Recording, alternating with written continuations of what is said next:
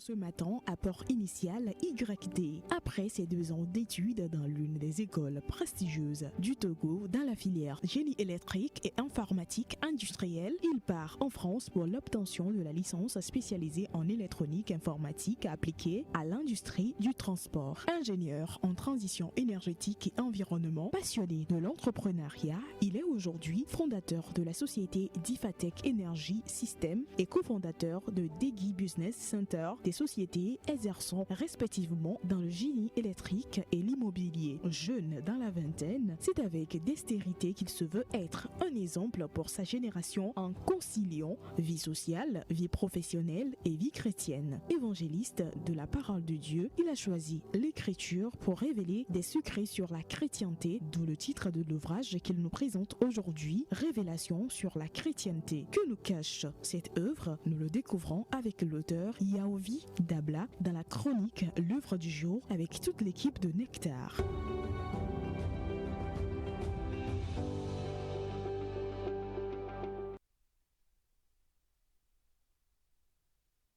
Voilà, nous sommes dans l'œuvre du jour aujourd'hui avec notre chère Émilie, avec l'auteur même du roman qui est là, monsieur Yaovi Dabla, c'est bien ça.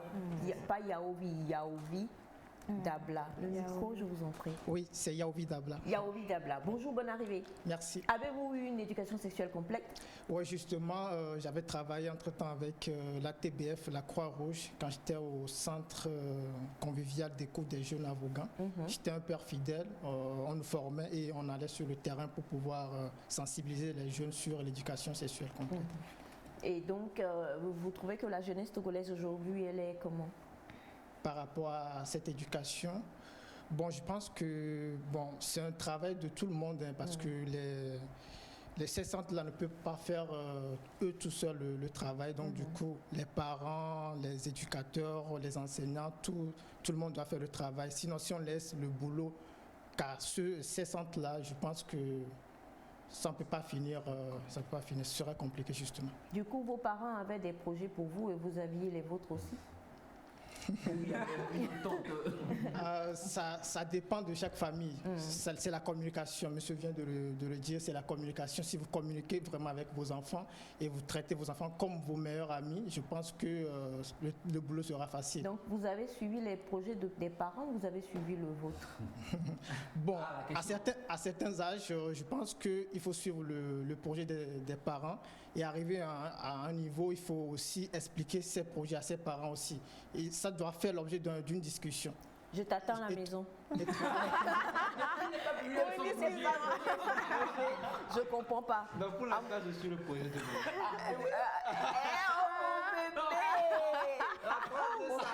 je respire. Bienvenue dans Nectar, Émilie. Merci. Alors, pour tous les amoureux de cette chronique, l'œuvre du jour, encore une fois, bonjour et bienvenue. Aujourd'hui, spécialement, nous avons l'auteur sur le plateau et c'est l'occasion de dire que si vous êtes écrivain à la maison, vous voulez présenter votre œuvre, eh bien, venez dans cette chronique. Nous allons faire le plaisir de dire tout ce qu'il faut sur votre œuvre et pour autant faire la promotion. Alors, je suis chrétien, je suis chrétienne et il y a bon nombre de personnes qui clament ça fort et paraît-il qu'il faut avoir quand même des secrets pour être un bon chrétien ou être une bonne chrétienne. Et c'est ce qui nous amène quand même à cette œuvre que nous découvrons ce matin qui est intitulée Révélation sur la chrétienté. Je veux dire bonjour à Yaovi Dabla, bonjour. Bonjour Émilie. Bienvenue dans Nectar et bienvenue dans la chronique à l'œuvre du jour. Merci. Déjà, on va s'intéresser à la chrétienté. Selon toi, chrétienté, c'est quoi? Bon, la chrétienté, pour faire court, c'est une communauté des croyants. Chrétienté, communauté des croyants. Donc, chrétienté, on retrouve alors chrétien et chrétienne. Chrétien, c'est ça. Tout simplement. Oui. Et pourquoi avoir décidé alors de faire des révélations sur la chrétienté? Merci pour la question. En fait, c'est pas une révélation que moi-même j'ai faite sur la chrétienté ou bien sur la Bible, mais ce sont des secrets qui sont cachés, qu'il y a certains qui n'arrivent pas à comprendre ou bien certains lisent mais ne comprennent pas, que moi j'ai mis juste la lumière là-dessus. Donc ces secrets, ça existe déjà, je n'ai pas rêvé ou bien je n'ai pas inventé quelque chose, mais ça existe, mais moi j'ai juste mis la lumière sur ces Donc, vous n'avez secrets. pas eu la visite de l'ange Gabriel? Non. Nous en sommes sûrs. Alors, ce qui veut dire que vous êtes retourné dans la Bible, vous avez sorti ces secrets-là C'est qu'on ça. ignore des fois sur la chrétienté. C'est ça. Et à la page 20, il y a une question qui m'a tiqué. Ça dit, comment pouvez-vous terminer la lecture de la Bible en un an? Voilà. Et c'est quand même le titre du premier chapitre qui dit comment lire la Bible efficacement. Est-ce que lire la Bible en un an, c'est pas une bonne lecture selon vous? Là, la personne a transformé la Bible en un livre ordinaire. Parce que la Bible, si vous avez constaté, j'ai parlé de quatre thèmes dans ce chapitre. J'ai parlé de la lecture lente, la lecture régulière, la lecture attentive et une lecture avec un cœur qui pardonne. Donc du coup, une lecture lente, c'est-à-dire une lecture qui se fait avec concentration. Une lecture attentive, c'est une lecture qui se fait, qui doit être faite tout le temps être concentré sur ce qu'on lit, coupé de l'extérieur et être concentré sur soi-même. Et la lecture régulière, c'est-à-dire je lis un passage, je reviens, je lis. Si je ne comprends pas, bon, je demande par exemple à un pasteur ou bien à un homme de Dieu, il va m'expliquer, ou bien je peux mettre cela en prière pour que Dieu me révèle exactement la compréhension, la compréhension de ce passage ou bien de ce verset. On peut quand même suivre ces procédures-là Oui. et lire la Bible en un an. En faisant ça, parce qu'il y aura quand même des versets que je vais forcément pas comprendre. Donc du coup, en faisant ça, je ne pense pas que la personne pourra terminer la Bible en un an. Donc on À aura moins que la personne me dise que bon, il s'est réfugié quelque part, il se concentre uniquement sur la Bible, il ne fait d'autres choses à part. ce qui n'est pas vraiment normal. Ouais. Donc dire qu'on a déjà lu la Bible en un an. En un an, c'est transformer la Bible en un livre littéraire ou bien en un livre classique. Mais vous savez qu'il y a d'autres qui lisent la Bible au moins toute la Bible 2 fois. Donc, Il y a des gens qui clament haut et fort qu'ils lisent la Bible moins, mais voire une fois par an. S'ils lisent, s'ils ont lu la première fois, ils relisent encore, ça veut dire qu'il y a quelque chose qu'ils ne comprennent pas, ils reviennent. Donc du coup, je pense que le mieux, c'est de prendre son temps, lire, relire. Si je ne comprends pas, je me dirige vers quelqu'un et la personne me guide. Et c'est ce que j'ai fait dans l'œuvre. Donc, est-ce à dire que pour lire la Bible, on ne peut pas le faire dans un endroit où il y a beaucoup de bruit? Par exemple, quand on va à l'église, c'est quand même, on est en public, mais on lit quand même la Bible là-bas. Oui. Mais vous nous dites que pour lire la Bible, il faut assez de concentration. Oui, on peut lire la Bible quand un pasteur prêche ou il donne des indications, on peut lire la Bible, mais là, sans la concentration, je ne pense pas que la personne pourra comprendre bien parce qu'il y a aussi le consentement du pasteur, c'est-à-dire l'état dans lequel le pasteur prêche. Il y a aussi cela qui joue. Donc du coup, pour que moi-même je comprenne le verset ou bien le passage, il faut la concentration. Il faut être coupé de l'extérieur complètement. Ouais. Bien sûr. Alors on va avancer un peu au niveau du chapitre 5. Ça dit le processus est plus important que le résultat. Ouais. C'est le seul chapitre dans l'œuvre où on ne retrouve pas la foi, on ne retrouve pas la Bible. Ouais. Pourquoi ce chapitre spécialement dans ce livre? Oui, le processus avant le résultat. Dans ce chapitre, j'ai donné plusieurs exemples. Le premier exemple, ça concerne la richesse. Aujourd'hui, vous allez constater que beaucoup veulent devenir riches, veulent être bien placés dans la société, ce par n'importe quel moyen. Et vous allez constater qu'il y a certains qui deviennent riches, quelques jours après, cette richesse disparaît.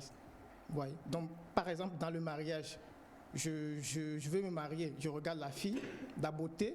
Bon, la beauté m'envoûte. Je ne prends pas le temps d'étudier les caractères de cette femme avant de m'engager. Et dans le mariage, quelques jours après, je demande divorce. Le processus n'est pas correct, n'est pas bien. Si le processus est correct, le mariage, peu importe ce qui va arriver dans le mariage, je ne peux pas demander divorce. Ouais. Je peux prendre, par exemple, l'exemple de préparation d'une sauce. Je vais préparer une sauce de légumes. Ben je ne sais pas si je dois épulcher la légume avant de la préparer. Ben je prépare ça comme ça. Si je vous donne, vous n'allez pas aimer la sauce. Parce que le processus n'est pas correct. Le processus n'est pas correct, donc du coup le résultat ne sera pas correct aussi. Vraiment. Ouais. Alors déjà, quand on a le titre de l'ouvrage, ça dit Révélation sur la chrétienté, je me demande, est-ce que vous avez conçu l'œuvre uniquement que pour les chrétiens et les chrétiennes? Est-ce qu'il y a quand même des choses dans cet ouvrage qui peut amener quelqu'un qui n'est pas forcément chrétien à s'intéresser à votre œuvre?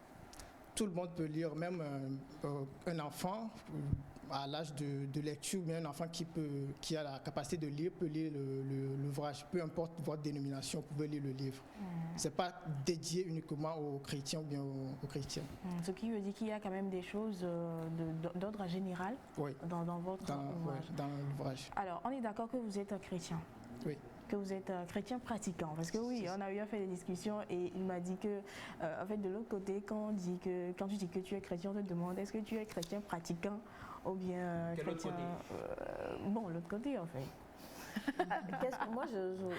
Qu'est-ce que vous entendez par chrétien pratiquant? Oui, le chrétien pratiquant, parfois il y a certains qui disent que je suis chrétien, comme ça. Ben, ils ne pratiquent pas ce que ordonne la Bible en fait. Donc du coup ils se disent comme ça, je suis chrétien. Mais un chrétien pratiquant, bon, il doit quand même prier, au moins lire quelquefois la Bible. Ouais, donc là, il y a des prérequis en fait. Justement. Okay. Mais il y a certains qui disent que ouais, je suis chrétien comme ça. Et... De la même manière, tous les musulmans qui ne font jamais aucune des prières. Mais ils disent qu'ils sont musulmans. Ils sont musulmans. Monsieur Hervé, vous êtes reconnu un peu? Non. Vous êtes, bon, c'est normal parce qu'on ne peut pas aller faire l'éducation sexuelle et puis en même temps faire Al-Wala. C'est ça? C'est possible. Pourquoi pas? C'est possible. Ah, j'ai failli vous avoir. Oui, Félix? Alors ça me ramène à une question. Est-ce que cette œuvre est liée à une expérience personnelle? C'est-à-dire qu'est-ce dans votre vie personnelle a motivé l'écriture de ce roman, de cette œuvre? Ouais, c'est lié à mon expérience personnelle, mais la raison qui m'a plus motivé, je peux donner un exemple si Bien vous sûr. permettez. Tant que vous n'insultez personne. D'accord. Récemment, il y a une connaissance qui m'a appelé. Il a demandé mes nouvelles. Je lui ai dit, ben, je vais bien. Et puis, il m'a dit aussi, félicitations pour ton ouvrage. Je lui ai dit, merci, avec plaisir. Et du coup, je lui ai posé la question, est-ce que tu l'as déjà lu? Bon, elle m'a dit non. Moi, je lis moins d'autres livres à part la Bible. Mais dans la Bible, c'est ce qu'il ignore. Dans la Bible, si je me rappelle bien, dans 2 Timothée 4, verset 13, l'apôtre Paul dit à son fils spirituel Timothée, bon, l'apôtre Paul était dans une autre ville, du coup il y a l'hiver qui approche, il a demandé à Timothée de lui ramener quelques affaires. Donc dans les affaires, il dit, en venant, apporte-moi mon manteau que j'ai laissé à Troas chez Carpus, et les livres, et surtout les parchemins. Ça veut dire que l'apôtre Paul ne se contentait pas forcément uniquement sur ce que Dieu dit ou bien la Bible dit, mais il lisait aussi d'autres livres. Se cultivait. Si je prends par exemple ce studio, quelqu'un qui lit uniquement la Bible ne peut pas construire. Moi, quand je suis venu ici, le plan que j'ai vu ici, c'est magnifique. Quelqu'un qui se concentre uniquement sur la Bible ne peut pas construire ça. Là, c'est l'ignorance. Donc, c'est toutes ces ignorances-là que moi, je veux révéler, c'est-à-dire toutes ces notions-là que la personne ne connaît pas, c'est cela que je veux montrer aux gens que il y a telle chose qui existe dans la Bible. Mon cœur a tremblé quand vous avez dit apôtre Paul, Timothée, hiver. J'ai cru que vous alliez dire, c'est là où il dit à Timothée de prendre un peu de vin pour ses maux d'estomac. Mais bon, comme on n'en est pas là, tu ne savais pas mon frère. Ok. Alors, je vais revenir sur la question que je voulais poser. Étant chrétien pratiquant, et vous avez sorti cet ouvrage, comment vous réagissez face aux critiques des autres jeunes qui ne sont pas forcément chrétiens? Parce que quand même, nous savons que nous sommes au 21e siècle. Ouais. Et c'est le 21e? Ouais. 22? J'ai cru que c'était le 22e. Alors, être chrétien pratiquant, vraiment, ça veut dire que vous dites non à certaines choses qui sont quand même vraiment normales pour d'autres jeunes. Comment vous acceptez ces préjugés? Comment vous acceptez ces attaques quand on vous traite de prêtre, par exemple, on vous traite de pasteur, d'évangéliste et tout? Comment vous faites quand même pour réagir à tout ça? Comment vous réagissez? Comment est votre quotidien souvent? Parce que oui, en tant qu'évangéliste, ce qui est sûr, au moins une journée, vous allez prêcher la parole à quelqu'un. C'est ça. Et du coup, les critiques, je ne peux pas dire que... il n'y a pas de critiques, il y a les critiques tout le temps, même dans ma promo, il y a les critiques, il y a des gens qui m'appellent pasteur, mais je leur dis non, je ne suis pas pasteur. Mais si vous savez d'où vous allez, je ne crois pas que quelque chose peut vous arrêter, parce que moi je sais d'où je viens. Donc du coup, les critiques, bon, c'est vrai qu'il y a des critiques constructeurs, bon, du coup je prends dans les critiques ce qui peut me construire. Mais des critiques qui vont me reculer ou bien qui vont me nuire, moi je ne les regarde pas. Ouais. Toi, si. Toi, tu prends tout même. Constructive ou pas constructive, ou tu es dans tout ça. Alors, par contre, oui, Sandra, j'arrive. Je voudrais, parce que dans la présentation, Émilie disait que vous êtes entrepreneur aussi. Oui, c'est ça. Oui. Vous êtes entrepreneur dans quel domaine? Ouais, je suis promoteur de Difatec Energy System. C'est une société qui intervient dans le génie électrique. Donc, on fait la conception, installation, études et maintenant des projets génie électrique, projets électriques. On fait également dans le génie climatique où on fait la climatisation des bureaux ou des logements. On fait aussi la consultation des ERP, Entreprises Ressources Planning, où nous aidons les particuliers, les entreprises à développer un module ou bien un logiciel qui va leur permettre de gérer la production de leurs services ou bien leurs produits, le stockage, la vente, la gestion des devis, des factures et aussi la paie des salariés. Ou si par exemple ici vous travaillez avec des collaborateurs ou vous leur avez attribué des tâches, vous les suivez en temps réel, combien de temps ces collaborateurs passent sur le projet. Vous n'avez pas besoin de les appeler ou bien de leur dire ouais, combien de temps vous avez passé sur le projet. Donc du coup, vous allez suivre. Vous m'intéressez tellement. Ça devient Allez-y, vous m'intéressez. Du coup, vous allez suivre en temps réel combien de temps ils ont passé sur le projet, combien ça coûte à votre entreprise et ainsi de suite. Donc du coup, nous faisons aussi l'installation et la configuration des réseaux informatiques tels que si vous avez par exemple fait un abonnement Canal+ et vous voulez faire la distribution de la connexion dans votre logement ou bien dans votre entreprise au Canal Boss tant pour moi. Donc du coup, on peut vous aider également à faire la configuration et l'installation de tous ces équipements. Wow. Ouais. Et vous avez l'air bien jeune hein, pour tout ça. Ouais. Et vous trouvez quand même le temps donc d'écrire. Et tout ce que vous avez dit, ce sont aussi des motifs ou qui peuvent être des sujets également de livres. Oui, c'est ça. Oui, c'est ça. Pourquoi avoir choisi ce axe de votre vie? D'écrire sur le Christ. Sur le Christ. Ouais, je pense que c'est la priorité. Il est question de la priorité. Donc, ce n'est pas le seul ouvrage que je vais écrire. Je pense que le second arrive bientôt. Mais j'ai décidé de commencer par... la priorité. Oui, c'est ça. Voilà. On a ce message qui dit « Bonjour à vous. Pour moi, la Bible ne se lit pas, mais elle s'étudie partant de l'exégèse herméneutique via la connaissance des langues originales, hébreu et grec. Que Dieu vous bénisse. » Merci infiniment. Merci pour l'ingéniosité de votre message. Alors, donc vous avez de quoi me faire le surveiller, hein, vous l'avez dit. Oui, Émilie. Alors on va y aller avec quand même la promotion. Le livre, c'est à combien déjà?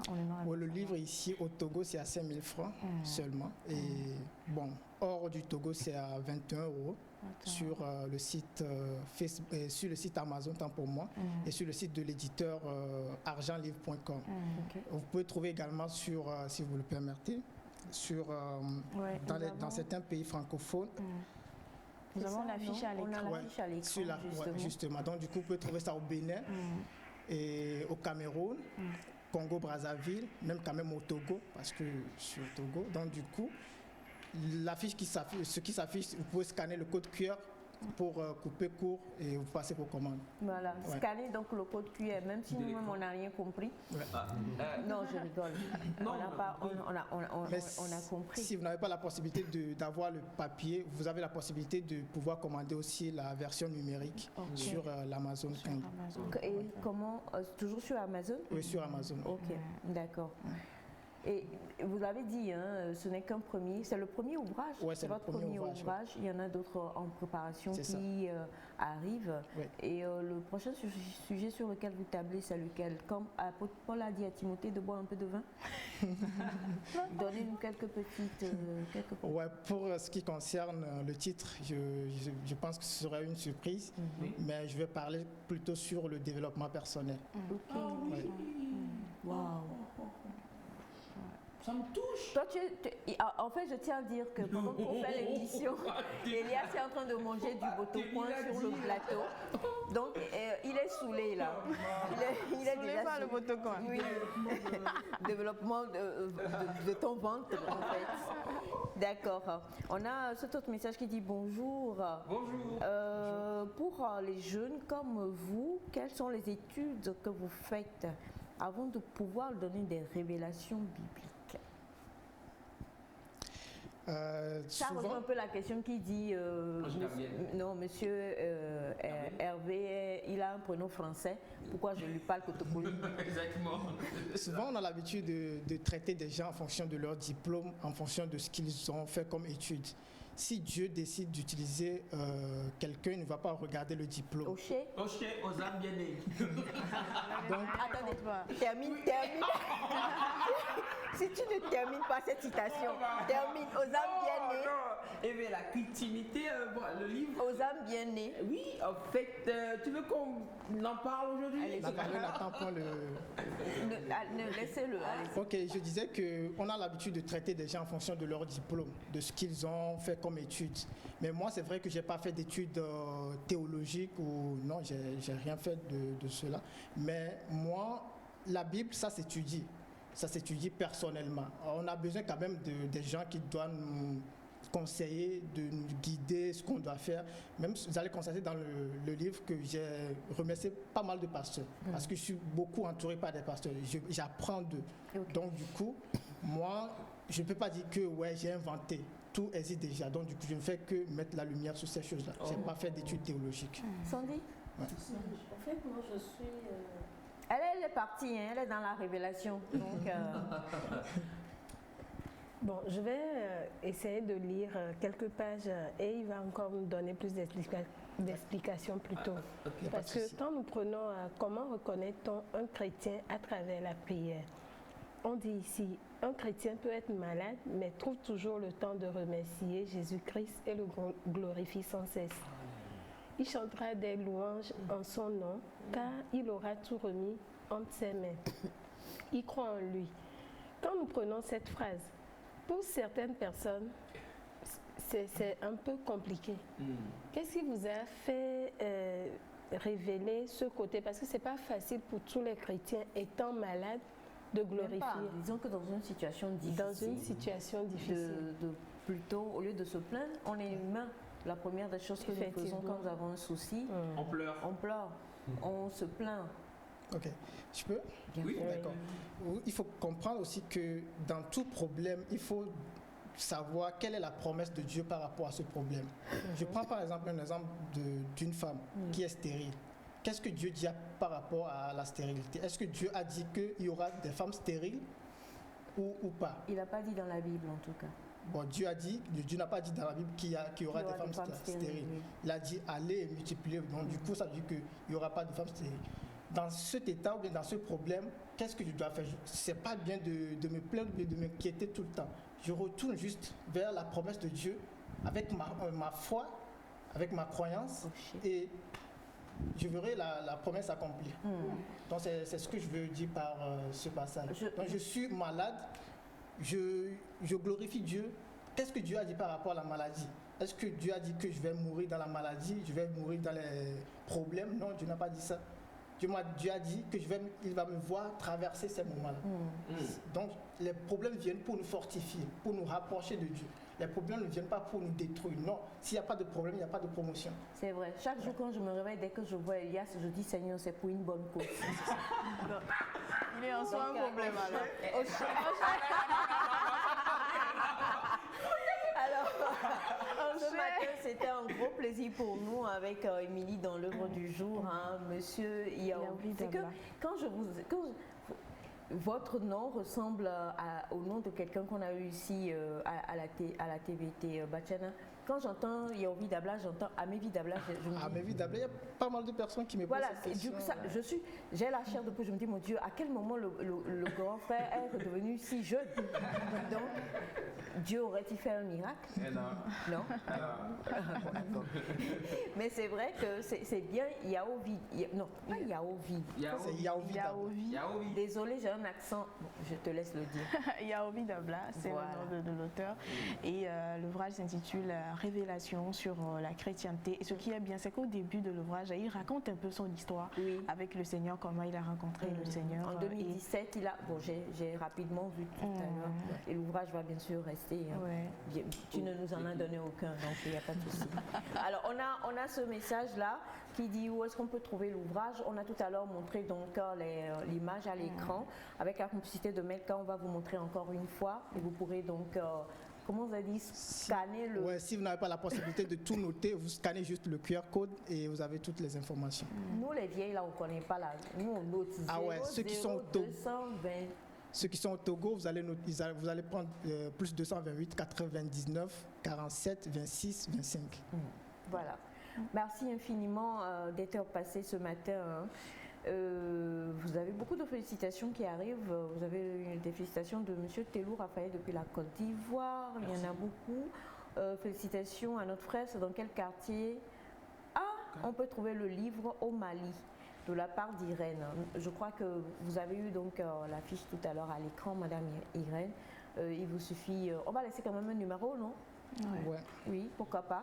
Donc un numéro en direct. D'accord.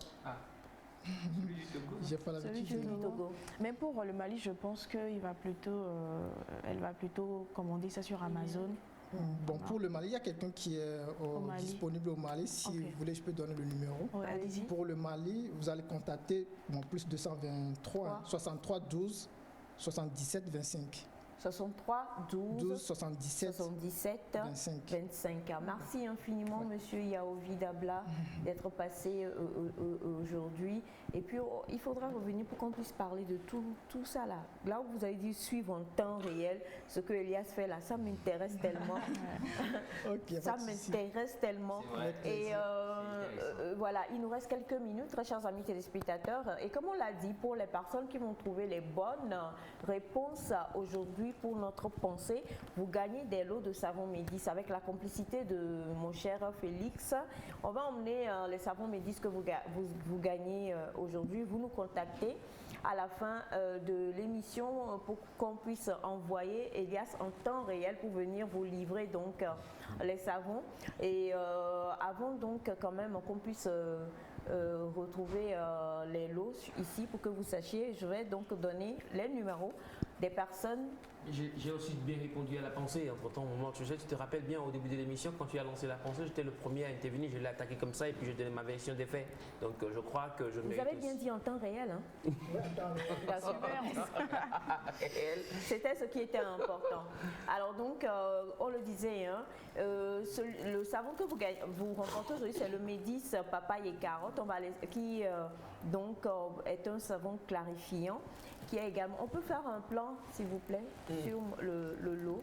Voilà, merci. Ah donc, et Félix alors, Félix est plus proche. Moi j'en parle, donc c'est un savon,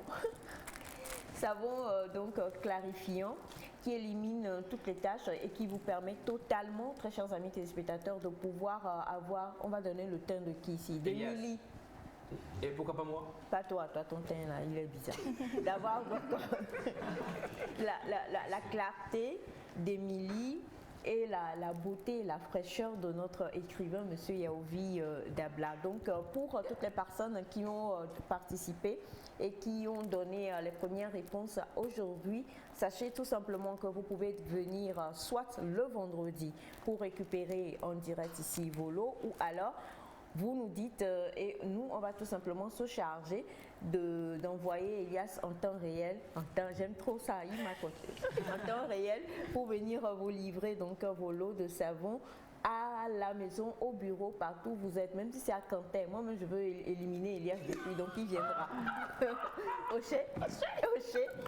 Alors, avec Sandy également, comme on l'a dit, on va se retrouver le vendredi pour pouvoir parler de la rentrée. La rentrée, c'est lundi déjà. Hein. C'est la rentrée. C'est la rentrée le lundi. La rentrée scolaire, hein. Oui. Il faut rappeler que c'est la rentrée scolaire. Aujourd'hui, nous avons au moins 5 jours pour toutes ces personnes qui traînent encore à préparer la rentrée. Pour éviter les stress et autres, s'il vous plaît, chers parents, mettez-vous vraiment au travail. Sinon, c'est vous qui serez stressés le jour J. Et vous allez stresser vos enfants. C'est vrai, c'est vrai. Surtout les enfants. J'avais déjà dit ici que ça se préparait d'avance, mais vous m'aviez critiqué, vous m'aviez jugé. Il y en a qui ont aimé, qui ont pris de bonnes notes et ça les aide. L'année passée, on avait parlé de comment se passe le réveil. On va reviser le tout pour que le tout se passe bien, parce que déjà dès à présent... Avec de l'eau ou un petit peu... Non, déjà dès à présent, il faut vraiment commencer par éliminer les pressions qu'on aura le jour de la rentrée. Merci beaucoup, Donc, ma nous très chère aurons à Sandy. parler de comment instaurer la routine scolaire, tout simplement. Comment instaurer la routine scolaire, rester connecté avec Sandy très bientôt dans Nectar. Quelqu'un dit comment est-ce qu'on peut avoir le numéro du frère Révélation. Il ne s'appelle pas frère Révélation, il s'appelle frère Yaovi Dabla. Et vous retrouverez donc toutes les informations aussi sur la page de Nectar si vous avez envie d'acquérir cela. Et pour tous les autres, eh bien dis donc, on va vous répondre, ne vous en faites pas en inbox. Mais sachez tout simplement que demain, on va se retrouver pour passer encore d'excellents moments ensemble. Bachana, Monsieur Kogwe, Bébé Abraham, Melka Kouadan, Monsieur Tambou, Monsieur Knao, voilà, ainsi que toute la famille et Monsieur Hervé Kofi, Tamanda, qui était avec nous également. Merci infiniment à tous. On vous souhaite une très belle journée en compagnie des programmes de la TVT. Bye bye et à demain.